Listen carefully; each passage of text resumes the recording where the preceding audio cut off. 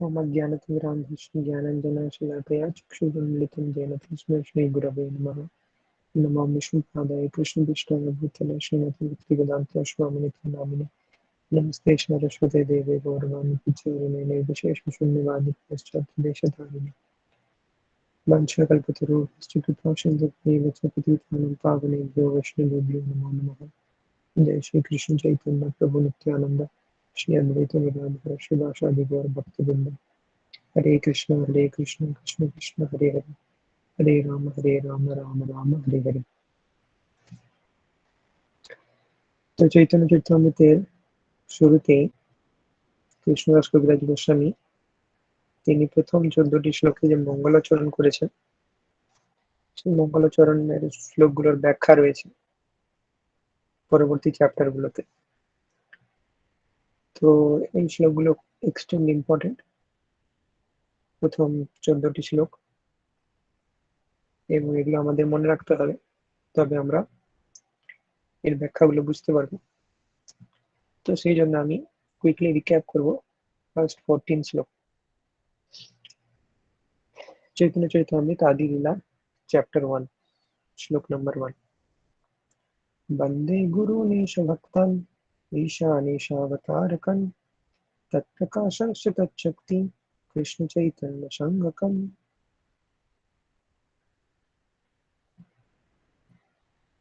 অর্থাৎ শ্রীকৃষ্ণ চৈতন্য মহাপ্রভু 6 রূপে প্রকাশিত হন। গুরুন মানে গুরু রূপে, ঈশ ভক্ত ভগবানের ভক্ত রূপে, ঈশ ভগবান রূপে, ঈশ অবতারকন ভগবানের অবতার রূপে, তৎপ্রকাশাংশ অর্থাৎ তার প্রকাশ রূপে, তৎশক্তি অর্থাৎ শক্তি রূপে। তিনি গুরু রূপেও এসেছেন, ঈশ ভক্ত শিবাস পণ্ডিতের মতো ভক্ত রূপেও এসেছেন। ঈশ মানে তিনি নিজে পরমেশ্বর ভগবান রূপে এসেছেন। ঈশ অবতারকন অদ্বৈত আচার্য রূপে তিনি অবতার রূপে এসেছেন। তৎপ্রকাশাংশ নিত্যানন্দ প্রভু রূপে তিনি প্রকাশ রূপে এসেছেন। তৎশক্তি গদাধর পণ্ডিত রূপে তিনি ভগবানের শক্তি রূপে এসেছেন। বন্দে শ্রীকৃষ্ণ চৈতন্য নিত্যানন্দ সহোদিতৌ গৌড়দয়ে পুষ্পবন্তৌ চিত্রসুন্দৌ তমোনদৌ। গৌড়দেশের পূর্ব দিগন্তে একই সময়ে অতি বিস্ময়কর ভাবে সূর্য এবং চন্দ্রের মতো যারা উদিত হয়েছেন, সেই পরম মঙ্গলদাতা এবং অজ্ঞান অন্ধকার নাশক শ্রীকৃষ্ণ চৈতন্য মহাপ্রভু এবং নিত্যানন্দ প্রভুকে আমি বন্দনা করি। তো প্রথম শ্লোকে চৈতন্য মহাপ্রভু 6 রূপে প্রকাশিত হন, সেটা বলা হয়েছে। দ্বিতীয় শ্লোকে চৈতন্য মহাপ্রভু এবং নিত্যানন্দ প্রভুকে প্রণতি নিবেদন করা হয়েছে। 3, 4, 5, 6 নম্বর শ্লোকে চৈতন্য মহাপ্রভু সম্পর্কে বলা হয়েছে। যদদ্বৈতম ব্রহ্মোপনিষদি তদপ্যস্য তনুভা যাত্মান্তর্যামী পুরুষ ইতিশস্যাংশ বিভবা ষড়ৈশ্বর্যপূর্ণ ভগবান স্বয়ময়ম ন চৈতন্যদ কৃষ্ণম জগতি পরতত্ত্বম পরমিহা। অর্থাৎ নির্বিশেষ ব্রহ্ম, যার দেহের আভা, এবং অন্তর্যামী পরমাত্মা যার অংশ, এবং যিনি নিজেই স্বয়ং ষড়ৈশ্বর্যপূর্ণ ভগবান, সেই চৈতন্য মহাপ্রভুকে আমি প্রণতি নিবেদন করি, এবং তার থেকে ভিন্ন পরতত্ত্ব আর কিছু নেই। তারপর চৈতন্য মহাপ্রভুর অবতরণের বাহ্যিক কারণ বর্ণনা করা হয়েছে।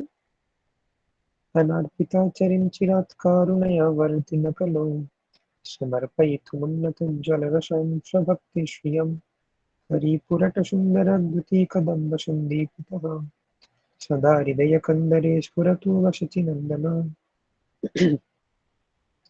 পূর্বে বহুকাল পর্যন্ত যা অর্পিত হয়নি এবং উন্নত উজ্জ্বল রসময়ী নিজের ভক্তি সম্পদ দান করার জন্য যিনি করুণাবশত কলিযুগে অবতীর্ণ হয়েছেন, যিনি স্বর্ণ থেকেও সুন্দর দ্যুতিসমূহ দ্বারা সমুদ্ভাসিত, সেই সচিনন্দন শ্রীহরি সর্বদা তোমাদের হৃদয় কন্দরে স্ফুরিত হন। অর্থাৎ চৈতন্য মহাপ্রভু কৃষ্ণ প্রেম প্রদান করার জন্য এসেছেন। রাধা কৃষ্ণ প্রণয় বিকৃতিরল্লাদিনী শক্তিরস্মাদ একত্মানাও অপি ভুবি পুরা দেহভেদং গতৌ তৌ चैतन्याख्यं प्रकटमधुना तद्वयं चैकमाप्तं राधा भावद्युतिषु बलितं नौमि कृष्णस्वरूपम्। শ্রী রাধিকা শ্রীকৃষ্ণের প্রণয়ের বিকার স্বরূপা, সুতরাং শ্রীমতী রাধারানী শ্রীকৃষ্ণের লাদিনী শক্তি। এই জন্য শ্রীমতী রাধারানী এবং শ্রীকৃষ্ণ একাত্মা হলেও তার অনাদিকাল থেকে গোলকে পৃথক দেহ ধারণ করে আছে। এখন সেই দুই চিন্ময় দেহ পুনরায় একত্রে যুক্ত হয়ে শ্রীকৃষ্ণ চৈতন্য নামে প্রকট হয়েছে। শ্রীমতী রাধারানীর এই ভাব এবং কান্তিযুক্ত শ্রীকৃষ্ণ স্বরূপ শ্রীকৃষ্ণ চৈতন্যকে আমি প্রণতি নিবেদন করি। অর্থাৎ চৈতন্য মহাপ্রভুর স্বরূপ হচ্ছে তিনি রাধারানী এবং শ্রীকৃষ্ণের মিলিত তনু। তারপর বর্ণনা করা হয় যে চৈতন্য মহাপ্রভুর আবির্ভাবের অ্যাকচুয়াল কারণ, অভ্যন্তরীণ কারণ। श्रीराधया प्रणयमहिमा कीदृशोभानयैव सद्योदेनाद्भुतमधुरिमा कीदृशोभा मदीया सौख्यं च श्रवणादनुभवतो कीदृशं वेति नो मत् तद्भावाढ्यसमदने शतिगर्भसिन्धो हरिन्दो। শ্রীমতী রাধারানীর প্রেমের মহিমা কি রকম? ওই প্রেমের দ্বারা শ্রী রাধা আমার যে অদ্ভুত মাধুর্য আস্বাদন করে, সেই মাধুর্যই বা কিরকম? আমার মাধুর্য আস্বাদন করে শ্রী রাধা যে সুখ অনুভব করে, সেই সুখই বা কিরকম? এই সমস্ত বিষয়ে লোভ জন্মানোর ফলে শ্রী রাধারানীর ভাবযুক্ত হয়ে শ্রীকৃষ্ণ রূপ চন্দ্র শচীগর্ভ সিন্ধুতে আবির্ভূত হয়েছে। তো রাধারানীর প্রেমের মহিমা কিরকম, কৃষ্ণের মধ্যে কি মাধুর্য আছে এবং সেই মাধুর্য আস্বাদন করে রাধারানী কি সুখ অনুভব করে, সেটা জানার জন্য কৃষ্ণ চৈতন্য মহাপ্রভু রূপে আসে। তারপরে ৭, ৮, ৯, ১০, ১১ নম্বর শ্লোকে নিত্যানন্দ প্রভুকে গ্লোরিফাই করা হয়েছে। সংকর্ষণ কারণ তো यशाई गर्भोदशाई च तयोब्धिशाई शेषंश्च यशंश्च कलाश नित्यानंदक्षरमा शरणं नमस्तु। তো নিত্যানন্দ প্রভু ৫ রূপে তিনি বিরাজমান। সংকর্ষণ কারণ দুঃখশায়ী বিষ্ণু, গর্ভ দুঃখশায়ী বিষ্ণু, ক্ষীর দুঃখশায়ী বিষ্ণু, অনন্ত শেষ। मायातीते व्यापि वैकुण्ठलोके पूर्णैश्वर्येशे चतुर्व्यूहमध्ये रूपं यस्यद्भाति सङ्कर्षणाख्यं तं श्रीनित्यानन्दरामं प्रपद्ये। মায়াতীত সর্বব্যাপক বৈকুণ্ঠ লোকে বাসুদেব, শঙ্কর্ষণ, প্রদ্যুম্ন, অনিরুদ্ধ এই পূর্ণ ঐশ্বর্য সমন্বিত চতুর্ভুজের মধ্যে যিনি শঙ্কর্ষণ রূপে বিরাজমান, সেই নিত্যানন্দ স্বরূপ বলরামের শ্রী চরণ কমলে আমি প্রপত্তি করি। তো চতুর্ভুজ অর্থাৎ বাসুদেব, শঙ্কর্ষণ, প্রদ্যুম্ন, অনিরুদ্ধের মধ্যে নিত্যানন্দ প্রভু হচ্ছেন শঙ্কর্ষণ। মায়াভর্তা জন্ড সংঘর্ষয়াঙ্গ शेते साक्षात्कारणं मोदि मध्ये यस्यैकांश श्रीपुमनादिदेव तं श्रीनित्यानन्दरामं प्रपद्ये। ব্রহ্মাণ্ড সময়ের আশ্রয় রূপ, মায়াশক্তির অধীশ্বর, কারণ সমুদ্রে শায়িত আদি পুরুষ কারণ লোকশাহী বিষ্ণু যার এক অংশ, সেই নিত্যানন্দ রূপে বলরামের শ্রীচরণ কমলে আমি প্রপত্তি করি। অর্থাৎ কারণ লোকশাহী বিষ্ণু হচ্ছে নিত্যানন্দ প্রভুর অংশ। यशंशंसशीलगर्भोदशायि जन्नाभब्जं लोकसङ्घातनालं लोकस्रष्टु श्रुतिकाधामधातुस्तं श्रीनित्यानन्दरामं प्रपद्ये। এবং কারণদোকশায়ী বিষ্ণু থেকে গর্ভদোকশায়ী বিষ্ণু এক্সপান্ড করে, অর্থাৎ গর্ভদোকশায়ী বিষ্ণু হচ্ছে নিত্যানন্দ প্রভুর অংশের অংশ। যশংশংস পরাত্মাখিলানাং पुष्टविष्णुर्भाति दुर्भद्दिशायी शौनिर्भर्ता यत्कलाशोऽप्यनन्तस् तं श्रीनित्यानन्दरामं प्रपद्ये। যার অংশাতি অংশের অংশ হচ্ছেন ক্ষীর সমুদ্র সাহিত ক্ষীরলোকশায়ী বিষ্ণু, সেই ক্ষীরলোকশায়ী বিষ্ণু হচ্ছেন সমস্ত জীবের হৃদয়ে বিরাজমান পরমাত্মা এবং সমস্ত ব্রহ্মাণ্ডের পালনকর্তা, এবং পৃথিবী ধারণকারী শেষ নাগ হচ্ছেন যার কলা, সেই নিত্যানন্দ রূপী বলরামের শ্রী চরণ কমলে আমি প্রপত্তি করি। ক্ষীরোদকশায়ী বিষ্ণু হচ্ছেন নিত্যানন্দ প্রভুর অংশের অংশের অংশ, এবং নিত্যানন্দ প্রভুর আরেকটি রূপ হচ্ছে শেষনাগ। তারপর 12 এবং 13 নম্বর শ্লোকে অদ্বৈত আচার্যকে বর্ণনা করা হয়েছে।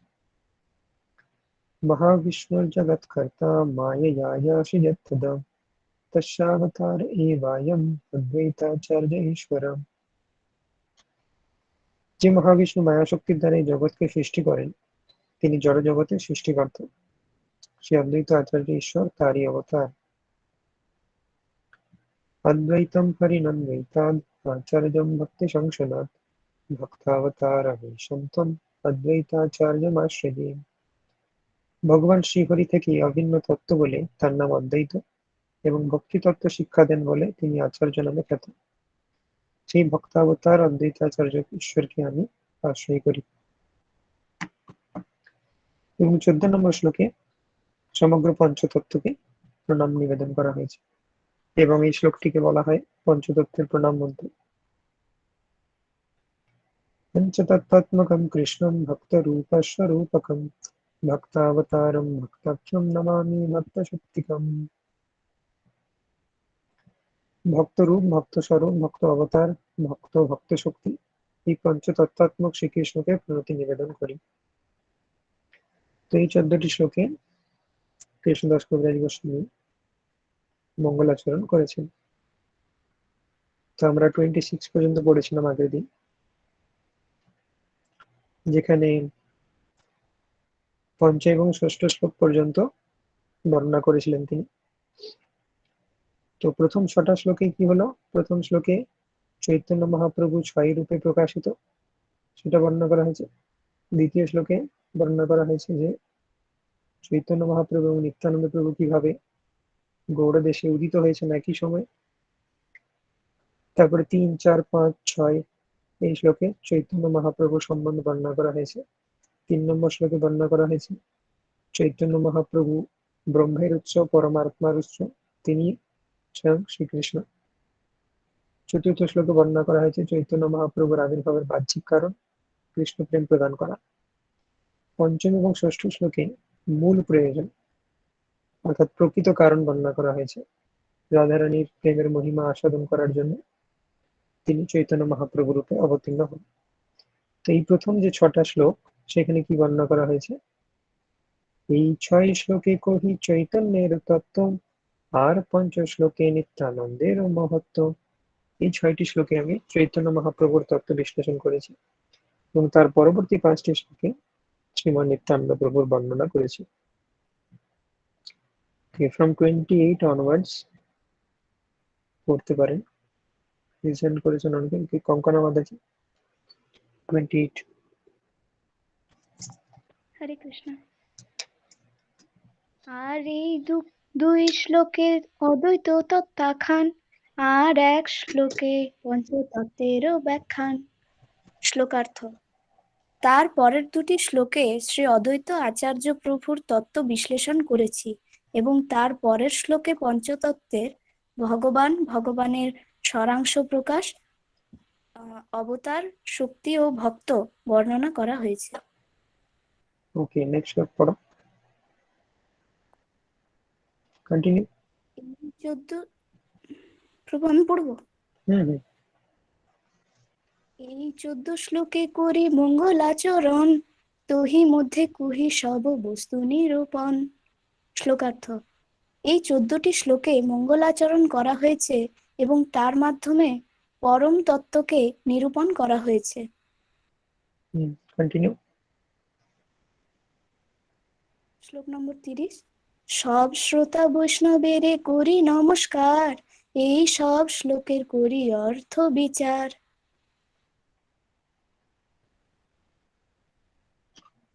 শ্লোকার্থ: আমি সমস্ত বৈষ্ণব শ্রোতাদের শ্রী পাদপদ্মে আমার সশ্রদ্ধ প্রণতি নিবেদন করে এই সমস্ত শ্লোকের নিগূঢ় অর্থ বিশ্লেষণ করছি।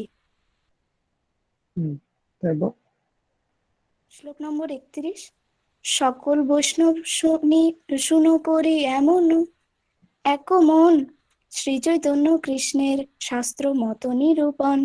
শ্লোকার্থ: আমি সমস্ত বৈষ্ণব পাঠককে অনুরোধ করছি তারা যেন একাগ্র চিত্তে শ্রী কৃষ্ণ চৈতন্য সম্বন্ধে শাস্ত্রে নিরূপিত এই সমস্ত মতামত পাঠ করেন এবং শ্রবণ করেন। তাৎপর্য পড়ো। তাৎপর্য: শ্রী চৈতন্য মহাপ্রভু হচ্ছেন পরম তত্ত্ব শ্রীকৃষ্ণ স্বয়ং। সেই তত্ত্ব প্রামাণিক শাস্ত্র প্রমাণের ভিত্তিতে নিরূপিত হয়েছে। কখনো কখনো মানুষ শাস্ত্র প্রমাণ ব্যতীত তাদের খামখেয়ালি আবেগ প্রবণতার ভিত্তিতে কোনো মানুষকে ভগবান বলে গ্রহণ করে থাকে, কিন্তু শ্রী চৈতন্য চরিতামৃতের প্রণীতা শাস্ত্র প্রমাণ উল্লেখ করে তার সমস্ত উক্তির যথার্থতা প্রতিপন্ন করেছেন। এভাবেই তিনি প্রতিপন্ন করেছেন যে শ্রী চৈতন্য মহাপ্রভুই হচ্ছেন পরমেশ্বর ভগবান। ওকে, তো কৃষ্ণদাস কবিরাজ গোস্বামী বলছেন যে তিনি মঙ্গলাচরণের শ্লোকগুলোর মাধ্যমে চৈতন্য মহাপ্রভু ও নিত্যানন্দ প্রভু প্রত্যেকে তত্ত্ব ব্যাখ্যা করেছেন, অদ্বৈত আচার্য পঞ্চতত্ত্ব। তো এই 14 শ্লোকে মঙ্গলাচরণ করেছেন, তার মধ্যে সমস্ত বস্তু নিরূপণ করা হয়েছে, পঞ্চতত্ত্বের প্রত্যেককে বর্ণনা করা হয়েছে, এবং এই যে ব্যাখ্যা সেটা হচ্ছে সম্পূর্ণরূপে শাস্ত্রসম্মত। সেই জন্য তিনি সমস্ত বৈষ্ণব পাঠকদেরকে অনুরোধ করছেন যে তারা যেন শাস্ত্রসম্মত উপায়ে এই পঞ্চতত্ত্ব সম্বন্ধে এই চৈতন্য চরিতামৃত পাঠ করে জানতে পারেন। ওকে, সোমা মাতাজি, শ্লোক নাম্বার 32। হরে কৃষ্ণ প্রভু। হরে কৃষ্ণ গুরু ভক্ত শক্তি অবতার প্রকাশ, কৃষ্ণ এই 6 রূপে করেন বিলাস। শ্লোকার্থ: শ্রীকৃষ্ণ গুরুদেব ভক্ত শক্তি অবতার ও অংশ প্রকাশ। এই 6টি রূপে ভগবান শ্রীকৃষ্ণ তার লীলাবিলাস করেন। এই 6টি তত্ত্বই এক। শ্লোক 33। এই 6 তত্ত্বের করি চরণ বন্দন, প্রথমে সামান্য করি মঙ্গলাচরণ। আমি সর্বপ্রথম এই 6 তত্ত্বের শ্রী পাদপদ্ম বন্দনা করি এবং তাদের শুভ আশীর্বাদ প্রার্থনা করে মঙ্গলাচরণ করি। শ্লোক 34। বন্দে গুরু নিশ ভক্ত নিশমিষাবতারকান, তৎপ্রকাশন তচ্চক্তি কৃষ্ণ চৈতন্য সঙ্গকম।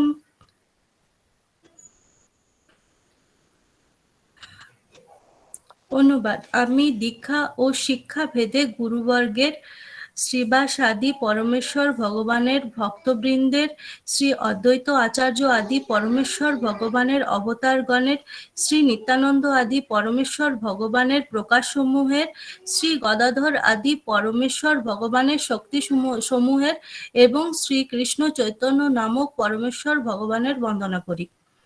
প্রভু, তাৎপর্যটা পড়বো? না, ওকে, ফাইন। তো এখানে আমরা দেখতে পাচ্ছি যে আবার প্রথম শ্লোকে উদ্ধৃতি দেওয়া হয়েছে। তো প্রথম শ্লোকের বর্ণনা 32 নম্বর শ্লোক থেকে শুরু করা হয়েছে, যেখানে বলা হচ্ছে যে কৃষ্ণ 6 রূপে বিলাস করেন। কৃষ্ণ গুরু ভক্ত শক্তি অবতার প্রকাশ, কৃষ্ণ এই 6 রূপে করেন বিলাস। তো প্রথমত কৃষ্ণ গুরু রূপে আসেন। গুরু হচ্ছেন কৃষ্ণেরই অবতার। কৃষ্ণ আমাদের হৃদয়ে পরমেশ্বর ভগবান, তিনি পরমাত্মা রূপে রয়েছেন, তাকে বলা হয় চৈত্য গুরু। এবং বাইরে সেই পরমাত্মারই এক্সপানশন হচ্ছেন আমাদের গুরুদেব। তো গুরু রূপে আসেন, ভক্ত রূপে আসেন, যেমন শ্রীবাস পণ্ডিত আদি বিভিন্ন ভক্ত। শক্তি রূপে আসেন, গদাধর পণ্ডিত হচ্ছেন শক্তি। অবতার রূপে আসেন, অর্থাৎ অদ্বৈত আচার্য যিনি হচ্ছেন মহাবিষ্ণুর অবতার। এবং প্রকাশ অর্থাৎ নিত্যানন্দ প্রভু। তো কৃষ্ণ এই 6 রূপে বিলাস করেন। কৃষ্ণ মানে চৈতন্য মহাপ্রভু, তিনি 6 রূপে বিলাস করেছেন। এই 6 তত্ত্বের করি চরণ বন্দন, প্রথমে সামান্য করি মঙ্গলাচরণ। তো মঙ্গলাচরণের প্রথম শ্লোকেই এই 6 তত্ত্বের বন্দনা করা হচ্ছে। বন্দে মানে হচ্ছে বন্দনা করি। কাকে কাকে বন্দনা করি? প্রথম হচ্ছে গুরুন। গুরুন মানে হচ্ছে গুরু বর্গদের, শুধু গুরু মানে হচ্ছে একজন গুরু, গুরুন মানে হচ্ছে প্লুরাল, সমস্ত গুরু বর্গদের। সেই জন্য আমরা দেখতে পাচ্ছি শিক্ষা এবং দীক্ষা গুরু ভেদে গুরু বর্গের, কোনো একজন গুরু নয়, সমস্ত শিক্ষা গুরুদের এবং দীক্ষা গুরুকে যিনি গুরুন। তাহলে বন্দনা করি, বন্দে গুরুন, প্রথম তত্ত্ব যাকে বন্দনা করা হচ্ছে। দ্বিতীয় তত্ত্ব কি?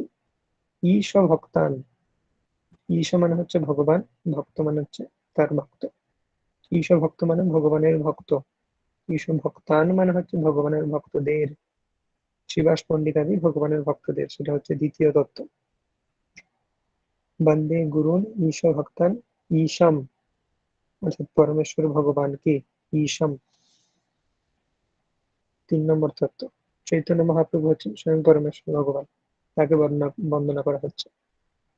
চতুর্থ তত্ত্ব যার বন্দনা করা হচ্ছে, ঈশ অবতারকান, ঈশ মানে ভগবান, অবতার মানে তার অবতার, ঈশ অবতারকান মানে তার অবতার, পরমেশ্বর ভগবানের বিভিন্ন অবতার, যেমন অদ্বৈত আচার্য।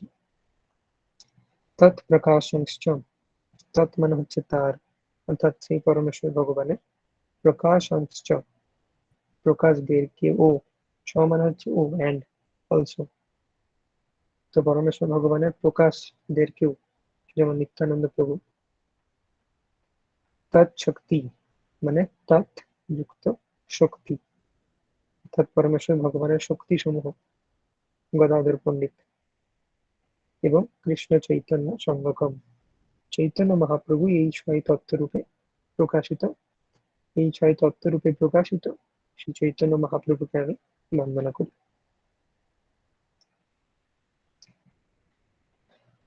ওকে, নেক্সট শ্লোক 35, পারমিতা পড়ো।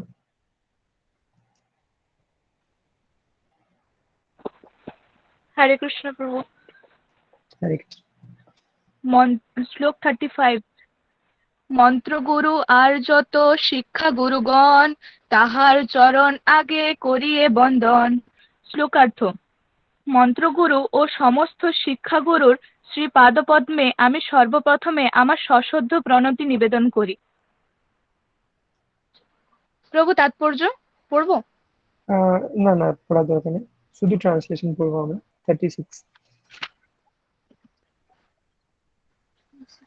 শ্লোক 36।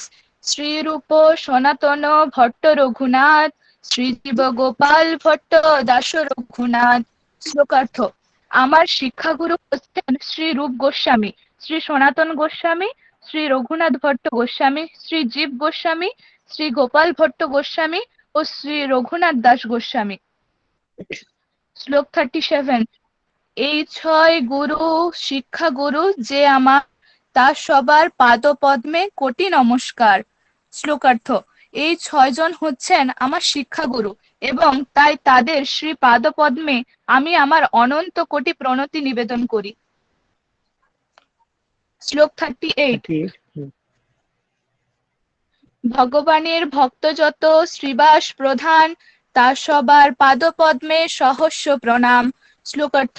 ভগবানের অসংখ্য ভক্ত রয়েছেন এবং তাদের মধ্যে শ্রীবাস ঠাকুর হচ্ছেন প্রধান, আমি তাদের সকলের পাদপদ্মে আমার সহস্র প্রণতি নিবেদন করি।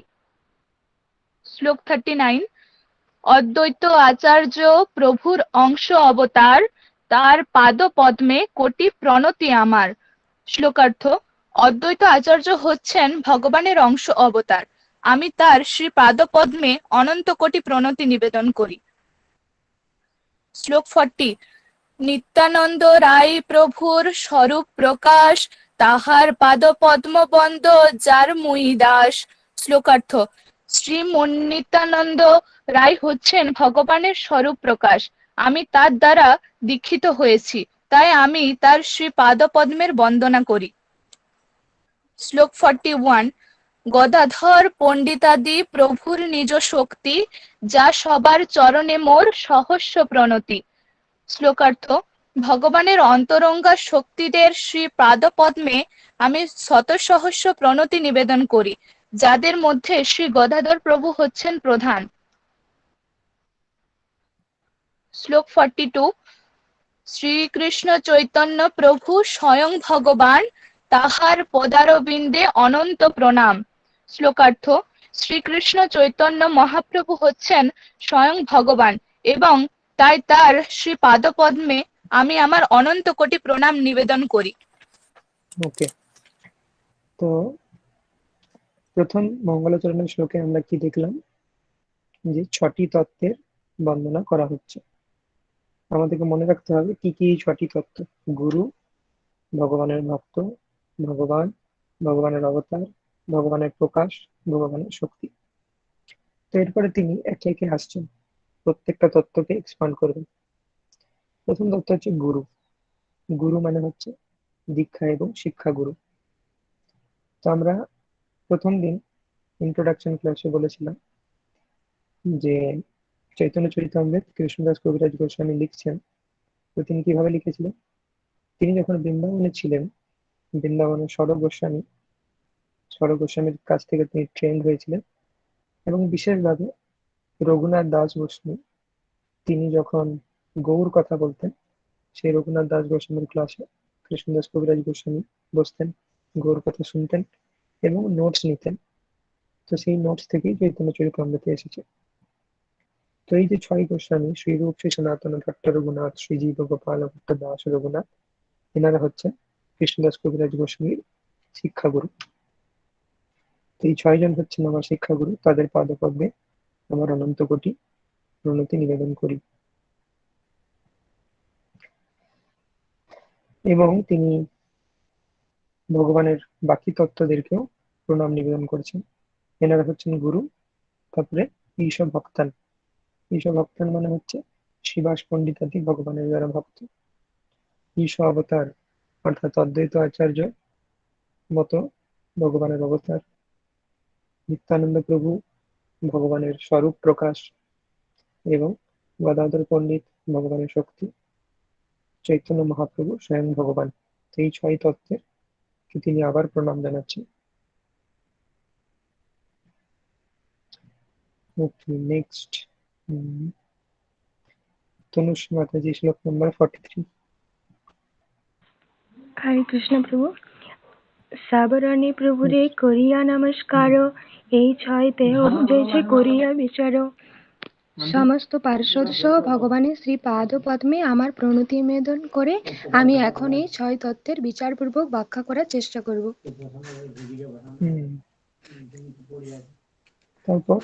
শ্লোক নাম্বার 44। যদ্যপি আমার গুরু চৈতন্যর দাস, তথাপি জানিয়ে আমি তাহার প্রকাশ। যদিও আমি জানি যে আমার গুরুদেব হচ্ছেন শ্রী চৈতন্য মহাপ্রভুর দাস, তবুও তিনি হচ্ছেন শ্রী চৈতন্য মহাপ্রভুর প্রকাশ। Yes. Next. শ্লোক নাম্বার 45। গুরু কৃষ্ণ রূপ হন শাস্ত্রের প্রমাণে, গুরু রূপে কৃষ্ণ কৃপা করেন ভক্তগণে। শাস্ত্রের প্রমাণ অনুসারে শ্রী গুরুদেব শ্রীকৃষ্ণ থেকে অভিন্ন। গুরু রূপে শ্রীকৃষ্ণ তার ভক্তদের কৃপাপূর্বক উদ্ধার করেন। শ্লোক নাম্বার 46।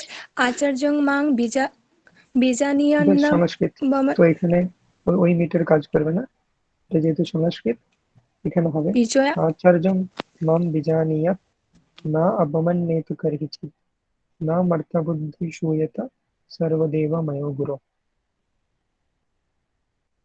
ট্রান্সলেশনটা পড়ো।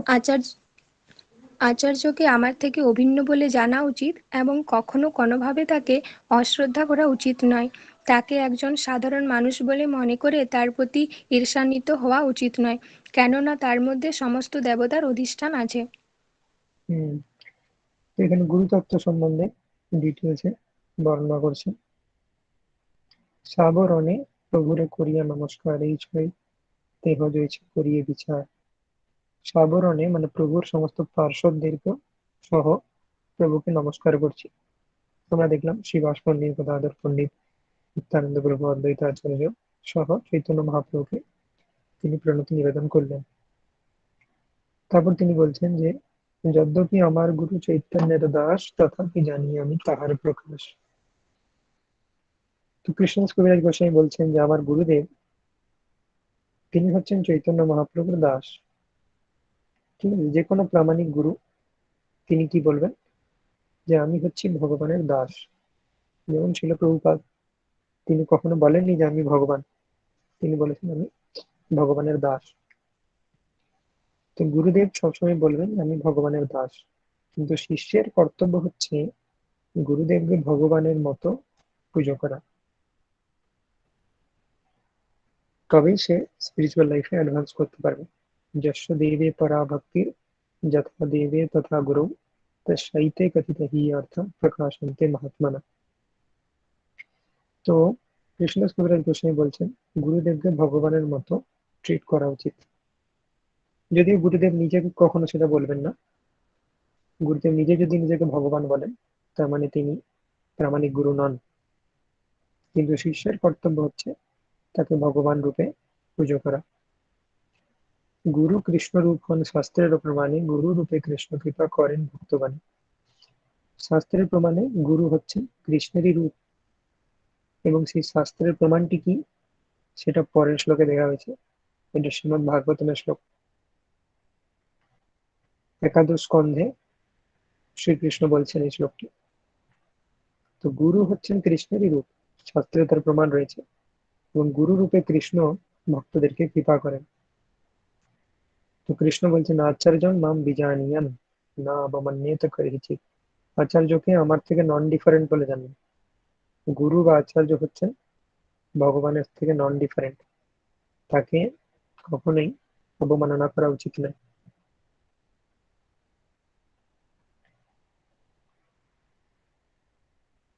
ওকে,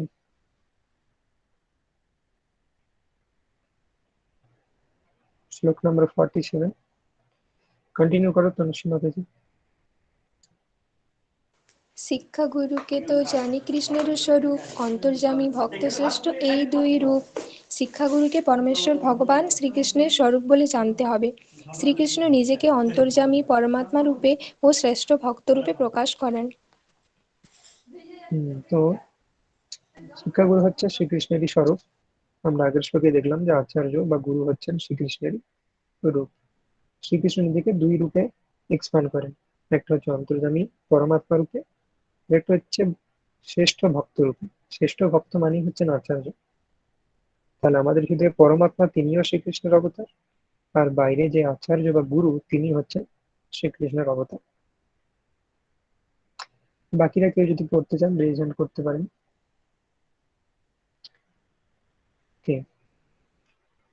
নৈবোপযন্তপচিতিং কবয়স্তবেষাং ব্রহ্মায়ুষাপি কৃতমৃদ্ধমুদ্ধস্মরন্তাম যন্তর্বহিস্তানুগৃহীতামশুভং বিদুষ্মা নাচার্যচৈত্যবপুষা সদতিং জনক্তি।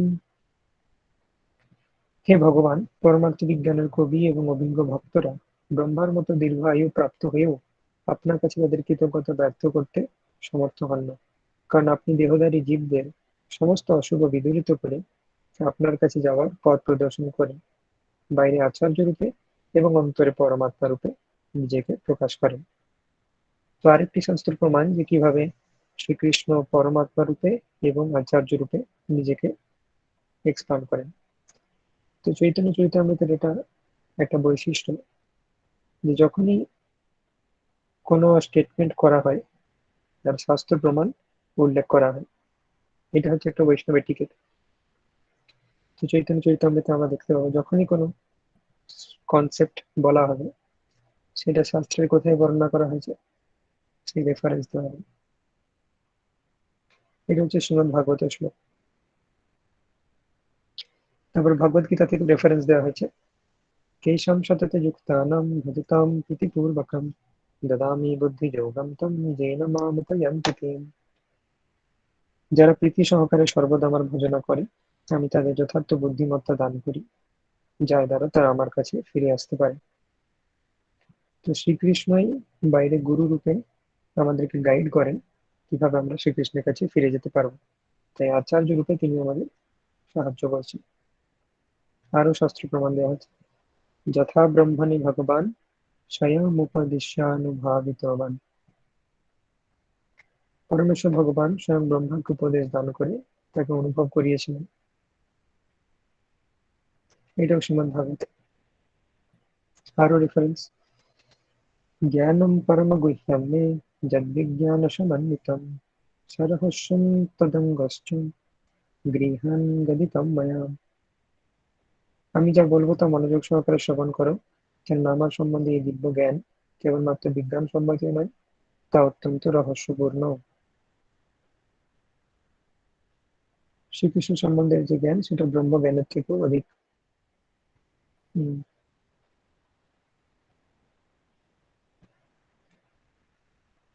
যাবানহং যথা ভাবো যদ্রূপ গুণকর্মকং তথৈব তত্ত্ববিজ্ঞানম অস্তু তে মদনুগ্রহাৎ। আমার অনুগ্রহে তুমি আমার রূপ গুণ লীলা সম্বন্ধীয় তত্ত্বজ্ঞান লাভ করো।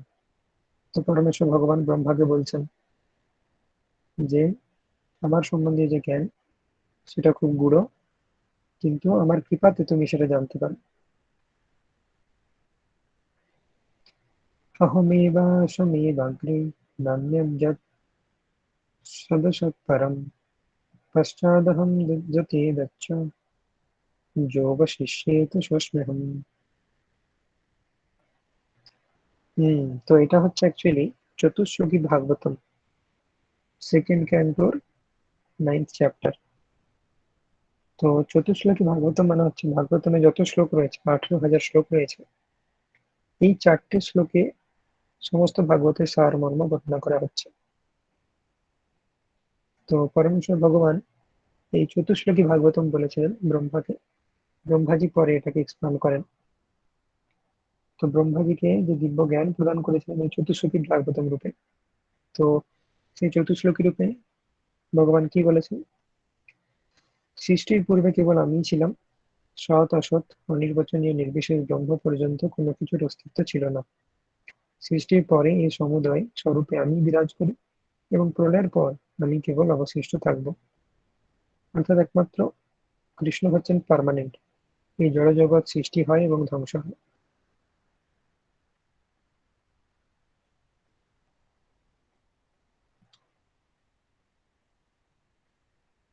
ওকে, নেক্সট শ্লোক। ঋতেर्थं यत् प्रतीयेत न प्रतीयेत चात्मनि तद्विद्यादात्मानो मायं यथा भासो यथा तमः। আমি ব্যতীত যা কিছু সত্য বলে প্রতীয়মান হয় তা হচ্ছে আমার মায়া শক্তি, কেননা আমি ব্যতীত কোনো কিছুর অস্তিত্ব থাকতে পারে না। এটি ঠিক অন্ধকারে প্রকৃত আলোকের প্রতিফলনের মতো, কেননা আলোকে ছায়াও নেই, প্রতিফলনও নেই। অর্থাৎ সমস্ত কিছুই হচ্ছে পরমেশ্বর ভগবানের শক্তি।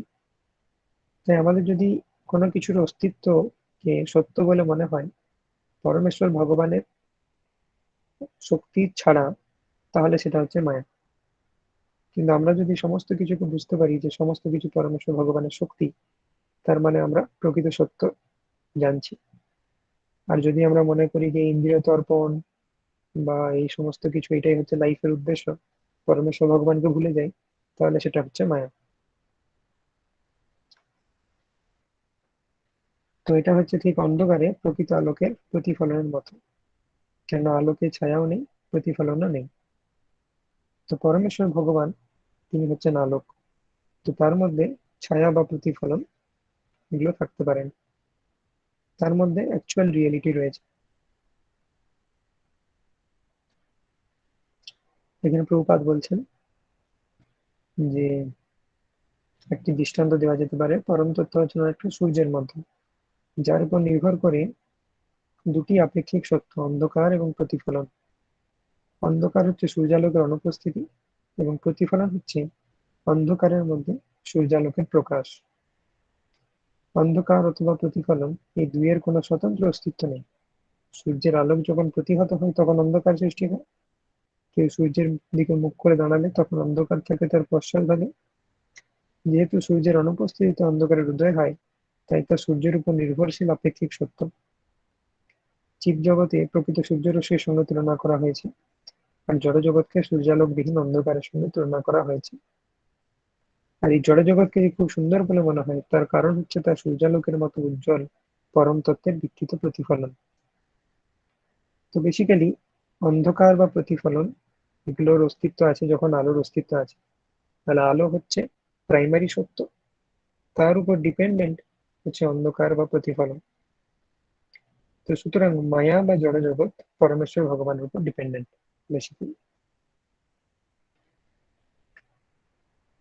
যথা মহন্তি ভূতানি ভূতেষু চাবতীষ্বনো প্রবিষ্টন্ন প্রবিষ্টানি তথা তেষু ন তেষ্মহম।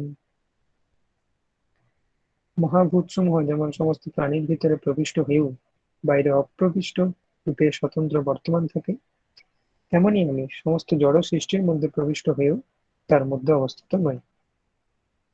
মহাভূত সমূহ মানে হচ্ছে পঞ্চমহাভূত, অর্থাৎ আর্থ, ওয়াটার, ফায়ার, এয়ার, ইথার, ভূমি, জল, অগ্নি, বায়ু, আকাশ। তো এরা হচ্ছে এলিমেন্ট যেগুলো দিয়ে জড়জগৎ তৈরি হয়েছে। যে কোনো জিনিস আমরা যদি অ্যানালাইজ করি তাহলে এই পাঁচটা এলিমেন্ট দিয়ে তৈরি: ভূমি, জল, অগ্নি, বায়ু, আকাশ। যেমন মানুষের দেহ, সেটা এই পাঁচটা এলিমেন্ট দিয়ে তৈরি। যে কোনো কিছু আমরা যদি দেখি পঞ্চমহাভূত আমাদের দেহের মধ্যেও রয়েছে, কিন্তু দেহের বাইরেও রয়েছে। সমস্ত জড় সৃষ্টির মধ্যে রয়েছে, আবার তার বাইরেও রয়েছে। তো মহাভূত সমূহ যেমন প্রাণীর ভিতরে প্রবিষ্ট হয়েও বাইরে অপ্রবিষ্ট রূপে স্বতন্ত্র বর্তমান থাকে। আমাদের দেহের মধ্যেও বায়ু আছে, জল আছে, দেহের বাইরেও স্বতন্ত্র রূপে বায়ু, জল আছে, সমুদ্রে জল আছে, আকাশে বায়ু আছে। তো এই পঞ্চমহাভূতের স্বতন্ত্র অস্তিত্ব রয়েছে, আবার জড় সৃষ্টির মধ্যেও তারা রয়েছে। তো সেইভাবে পরমেশ্বর ভগবান তার সৃষ্টির মধ্যেও রয়েছেন, বা সৃষ্টি থেকে আলাদাও। মহাবিষ্ণু রূপে তিনি কারণ সাগরে শায়িত আছেন। মহাবিষ্ণু দেহ থেকে অসংখ্য ব্রহ্মাণ্ড সৃষ্টি হয়েছে। তা সেই দিক থেকে দেখতে গেলে ব্রহ্মাণ্ডের বাইরে তিনি আছেন। আবার মহাবিষ্ণু যখন গর্ভদুকোষায় বিষ্ণু রূপে প্রতিটি ব্রহ্মাণ্ডের মধ্যে প্রবেশ করছে, ক্ষীরদুকোষায় বিষ্ণু রূপে প্রত্যেকটি অনুপরমাণুর মধ্যে প্রবেশ করছে, তখন তিনি জড় সৃষ্টির মধ্যেও রয়েছেন।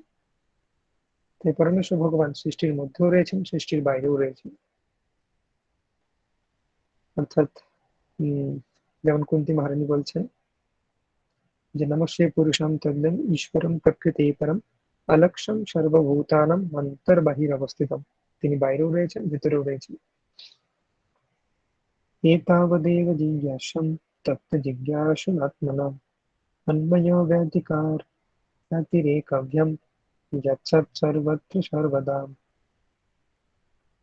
তত্ত্বজ্ঞান লাভে আগ্রহী ব্যক্তিকে সেই জন্য সর্বব্যাপ্ত সত্যকে জানার জন্য সর্বদা প্রত্যক্ষ এবং পরোক্ষভাবে অনুসন্ধান করতে হবে।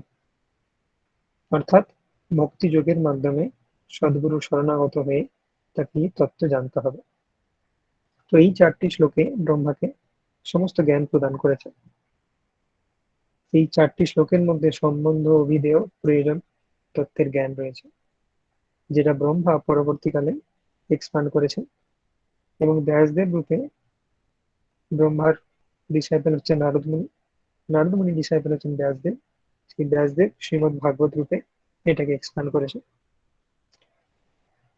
পরমেশ্বর ভগবান ব্রহ্মাকে যে তত্ত্ব দিয়েছেন সম্বন্ধ, অভিধেয়, প্রয়োজনের, যেটা এই চারটে শ্লোকে আলোচনা করা হলো, শ্রীমদ ভাগবতে সেকেন্ড ক্যান্টো 9th চ্যাপ্টারে রয়েছে। তো ব্রহ্মা সেই জ্ঞান দিয়েছেন নারদ মুনিকে, নারদ মুনি সেই জ্ঞান দিয়েছেন ব্যাসদেবকে, ব্যাসদেব সেটা শ্রীমদ ভাগবত রূপে এক্সপান্ড করেছেন। তো বেসিক্যালি এখানে এই টপিকে কি করে এলাম আমরা, গুরু নিয়ে আলোচনা করা হচ্ছিল। প্রথম শ্লোকের ব্যাখ্যা, বন্দে গুরু নিশাভক্ত ঈশা নিশাবতারকান। তারপরে কৃষ্ণদাস কবিরাজ গোস্বামী দেখালেন যে গুরুর প্রয়োজনীয়তা কি, এবং শ্রীকৃষ্ণ বলছেন যে গুরু বা আচার্য হচ্ছেন আমার থেকে নন ডিফারেন্ট। তো এখানে তিনি গুরুর প্রয়োজনীয়তা দেখালেন। গুরুর কৃপা ছাড়া আমরা কিন্তু প্রকৃত তত্ত্ব জানতে পারবো না। ব্রহ্মাজির গুরু হচ্ছেন স্বয়ং পরমেশ্বর ভগবান।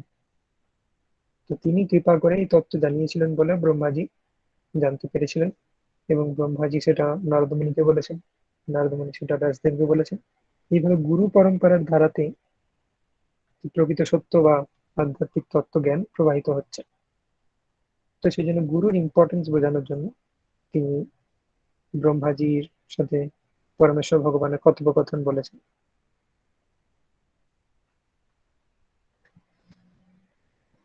চিন্তামণির্জয়তি সোমগিরির গুরুর্মে শিক্ষা গুরুশ্চ ভগবান শিখিপিঞ্চ মৌলি। যৎপাদকল্পতরুপল্লবশেখরেষু লীলা স্বয়ম্বর রসম লভতে জয়শ্রী। চিন্তামণি এবং আমার দীক্ষাগুরু সোমগিরি জয়যুক্ত হন। মাথায় ময়ূরপুচ্ছধারী আমার শিক্ষাগুরু পরমেশ্বর ভগবান জয়যুক্ত হন। কল্পতরুর পল্লব রূপ তার শ্রীচরণ নখাগ্রে শোভাতে আকৃষ্ট হয়ে জয় শ্রী শ্রী রাধিকা স্বয়ম্বর সুখ বা মাধুর্য রস আস্বাদন করেন। তো এখানে আরেকটা ইনস্টেন্স বা এক্সাম্পল দেওয়া হয়েছে যে গুরুর কি প্রয়োজন। তো এখানে যে স্টোরির কথা বলা হয়েছে এটা হচ্ছে বিল্বমঙ্গল ঠাকুরের স্টোরি। বিল্বমঙ্গল ঠাকুর তিনি হচ্ছেন একজন শুদ্ধ ভক্ত, কিন্তু আশ্চর্যভাবে তিনি প্রথম দিকে শুদ্ধ ভক্ত ছিলেন না জীবনের। তিনি চিন্তামণি নামক একজন প্রস্টিটিউটের সাথে অ্যাটাচড ছিলেন। তো একদিন কি হয়েছিল, এই বিল্বমঙ্গল ঠাকুর তার পিতা মারা গিয়েছিল এবং শ্রাদ্ধ হচ্ছিল। তো সেই শ্রাদ্ধের কাজ ছেড়ে সেদিনে ঝড় জল বৃষ্টি হচ্ছিল, ঝড় জলের মধ্যে তিনি চিন্তামণির সাথে দেখা করতে গেছেন। তো চিন্তামণি এক্সপেক্ট করেনি যে এত ঝড় জলের মধ্যেও এ আমার সাথে দেখা করতে আসবে। তো তখন চিন্তামণি তাকে বলেছিলেন যে তুমি আমাকে লাভ করার জন্য তোমার যে ডিটারমিনেশন, সেই ডিটারমিনেশন নিয়ে তুমি যদি কৃষ্ণকে ভজন করতে এতদিনে তুমি ভগবানকে পেয়ে যেতে। তো সেই সামান্য স্টেটমেন্ট বিল্বমঙ্গল ঠাকুরের, সেটা তিনি হৃদয়ে তার লেগেছিল খুব, এবং তারপর তিনি ঠিক করলেন যে না, আমি পরমেশ্বর ভগবানকে লাভ করবো, আমি বৃন্দাবনে গিয়ে ভজন করবো। তো তিনি বৃন্দাবন যাচ্ছিলেন। বৃন্দাবনে যাবার পথে তিনি পথে দেখতে পেলেন যে একজন মহিলা, তিনি কলসিতে করে জল ভরছেন। যেহেতু সে একজন প্রস্টিটিউটের সাথে কানেক্টেড ছিল, তো তার মধ্যে লাস্ট বা কাম ভাবনা জাগরিত হয় যে কোনো মহিলাকে দেখে। তো তিনি ঠিক করলেন যে আমি কৃষ্ণকে লাভ করতে চাইছি, কিন্তু আমার যে কাম সেটা আমার প্রতিবন্ধক হয়ে দাঁড়াচ্ছে।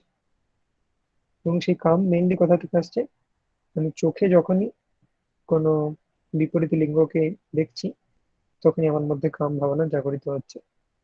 তো কি করা উচিত, এই চোখ দুটোকে নষ্ট করে ফেলতে হবে।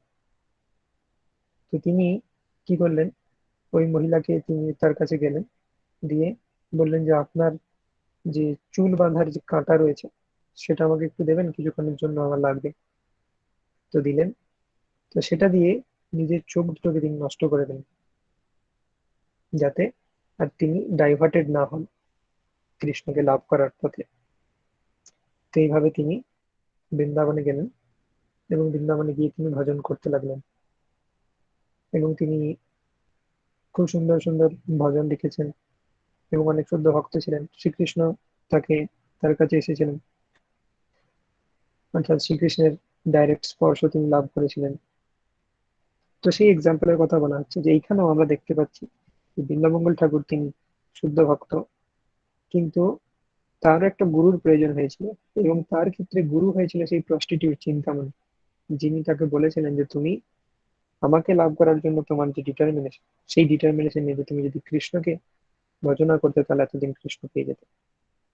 তাহলে গুরুর কৃপা ছাড়া কৃষ্ণকে লাভ করতে পারছে না কেউ, সে ব্রহ্মাজি হোক আর বিল্বমঙ্গল ঠাকুরই হোক।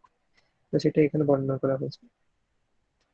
চিন্তামণি এবং আমার দীক্ষাগুরু সোমগিরি জয়যুক্ত হন। তো এটা হচ্ছে বিল্বমঙ্গল ঠাকুর বলছে, মাথায় ময়ূরপুচ্ছধারী আমার শিক্ষাগুরু পরমেশ্বর ভগবান জয়যুক্ত হন।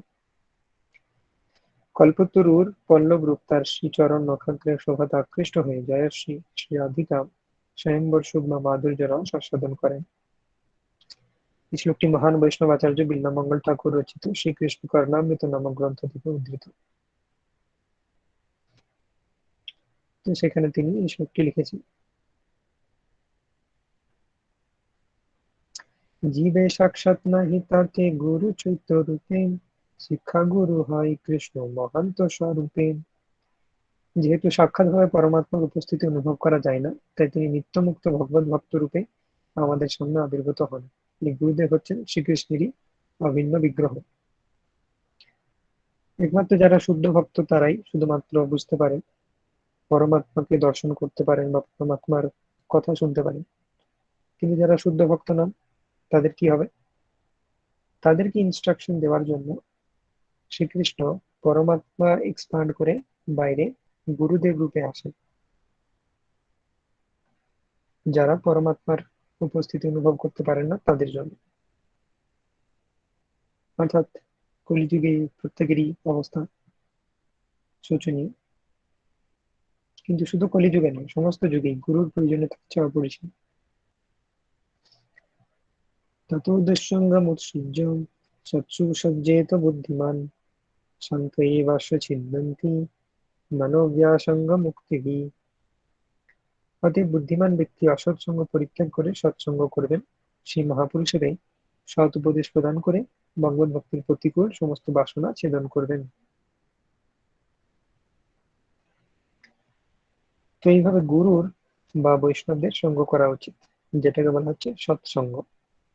শ্রীমদ্ ভাগবতে বর্ণনা করা হয়েছে, শতাম প্রসঙ্গান মম বীর্য সংবিদো ভবন্তি হৃৎকর্ণ রসায়ন কথাম তজ্জোষনাদাস্বপবর্গবর্ত্মনি শ্রদ্ধা রতির ভক্তির অনুক্রমিষ্যতি। পারমার্থিক মহিমামণ্ডিত ভগবানের কথা ভক্ত সঙ্গেই কেবল যথাযথ আলোচনা করা যায়, এবং সেই কথা শ্রবণে হৃদয় এবং শ্রবণেন্দ্রিয় তৃপ্ত হয়। ভক্ত সঙ্গে সেই বাণী প্রীতিপূর্বক শ্রবণ করতে করতে শীঘ্রই মুক্তির বর্ত্মস্বরূপ আমার প্রতি প্রথমে শ্রদ্ধা, পরে রতি এবং অবশেষে প্রেম ভক্তি ক্রমে ক্রমে উদিত হয়। অর্থাৎ ভক্ত সঙ্গে ভগবানের কথা শ্রবণ করলে শ্রদ্ধা, প্রথমে শ্রদ্ধা উদিত হবে, তারপর রতি জন্মাবে পরমেশ্বর ভগবানের উপর, তারপরে প্রেম ভক্তি বা কৃষ্ণ প্রেম লাভ করব।